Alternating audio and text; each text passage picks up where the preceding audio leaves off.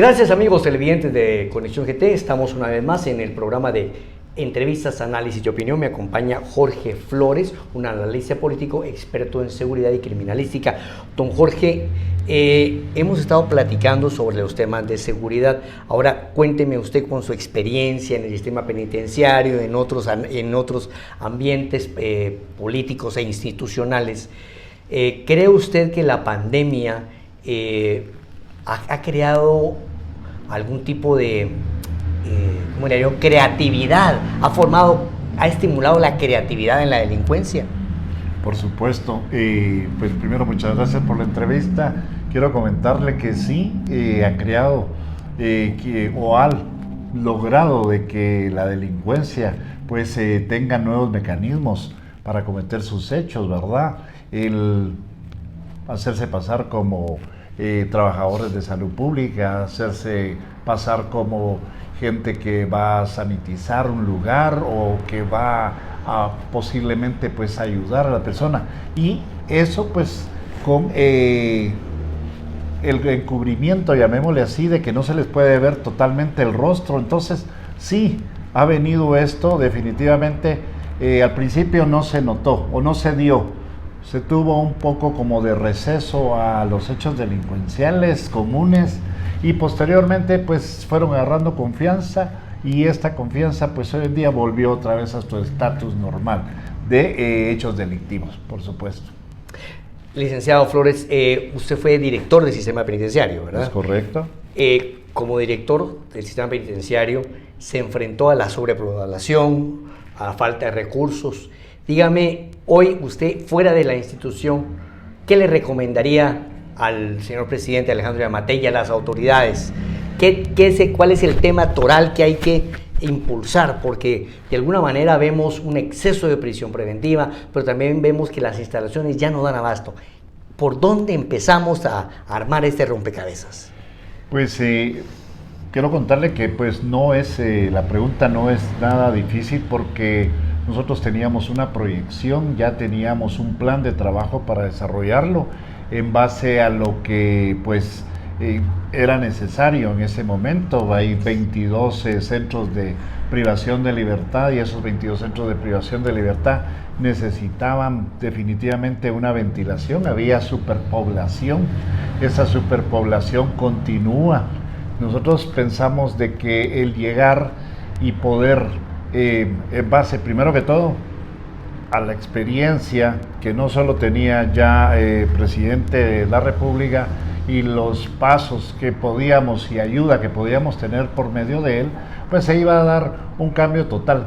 Sin embargo, pues se ha venido caminando, no fue como nosotros hubiéramos querido, pero definitivamente la superpoblación se sigue dando, los hechos delincuenciales y quienes tienen el mando en los centros de privación de libertad siguen siendo los presos o los privados de libertad. Ellos tienen la llave, nosotros no.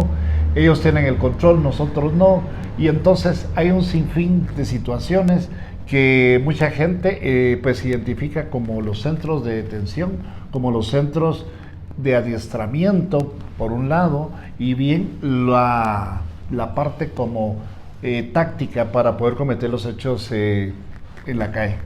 Fíjese, licenciado, que hay algunas cosas puntuales, y es que con la experiencia que tenía el señor presidente Alejandro Yamatei como exdirector del sistema penitenciario, pues se esperaban algunos cambios. Claro, no vamos a echarle toda la culpa al presidente, ni a su merced, ni a los que han estado frente a las instituciones, porque la pandemia vino a frenar todo.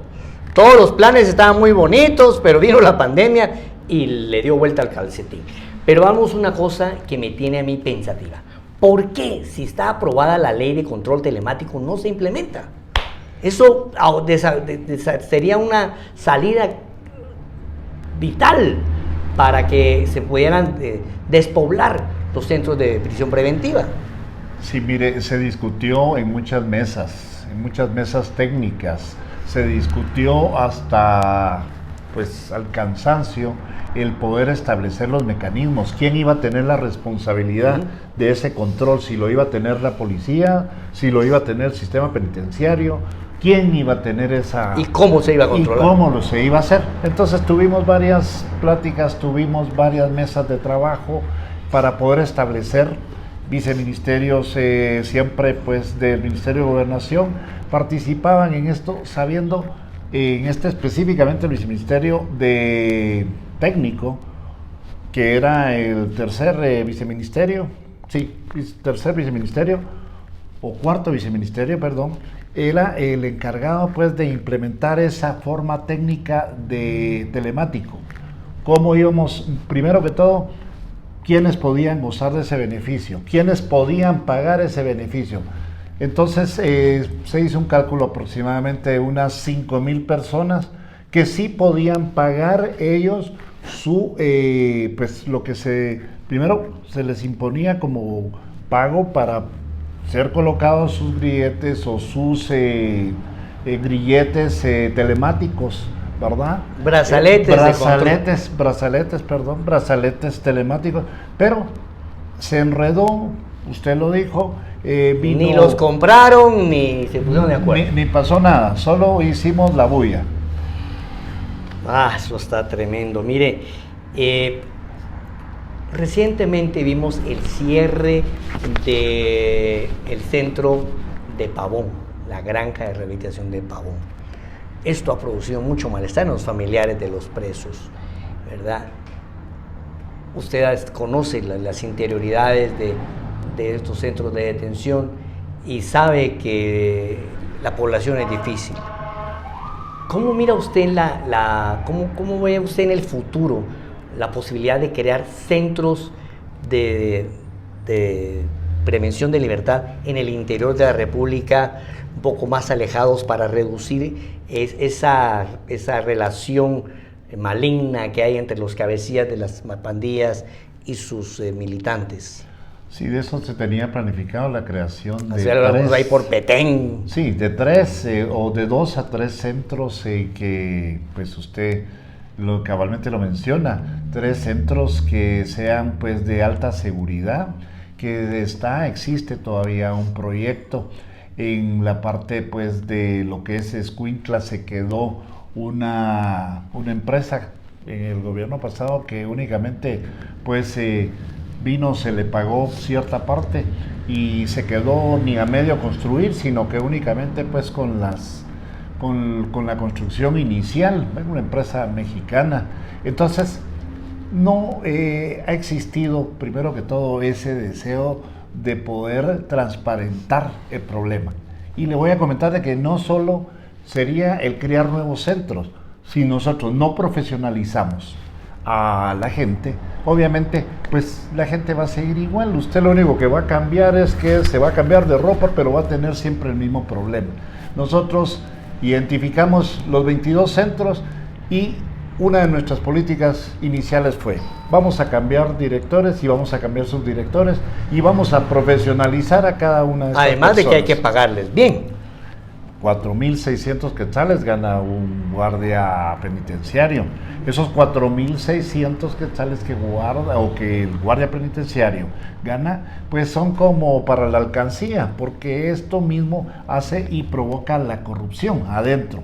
Ya estando usted en ese sistema, inmediatamente pues es tocado por estos delincuentes, es tocado para poder tener específicamente favores, prebendas, ingreso de drogas, ingreso de alcohol, ingreso de todo lo que la población ya lo sabe definitivamente. Se tenía una planificación para poder cambiar 22 directores y 22 subdirectores.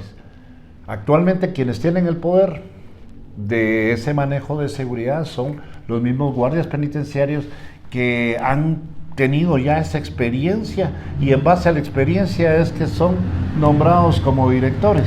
Y cuando llega gente profesional y que llega gente con ganas de cambiar, entonces se empiezan aquellas situaciones de presión económica y de seguridad. Bueno, don Jorge Flores, analista de seguridad, yo quisiera que termináramos la entrevista con su visión con respecto a esta nueva modalidad que se está dando, que es la estafa electrónica, la estafa cibernética. A usted ahora le clonan en el teléfono, le manda un mensaje, su amigo, pidiéndole que le colabore con algo. ¿verdad? Y resulta que, no, que es un perfil falso.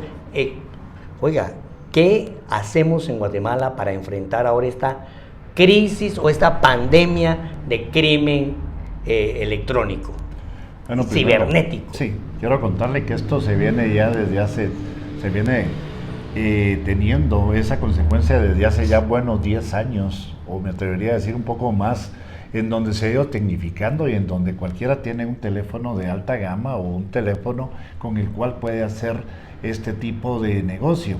Naturalmente creo que nos hace falta estar más informados, tener más comunicación con nuestros hijos, con nuestros familiares, con la población, para decirles definitivamente pues que pueden ser víctimas en cualquier momento de una estafa cibernética. También los mismos menores sufren ese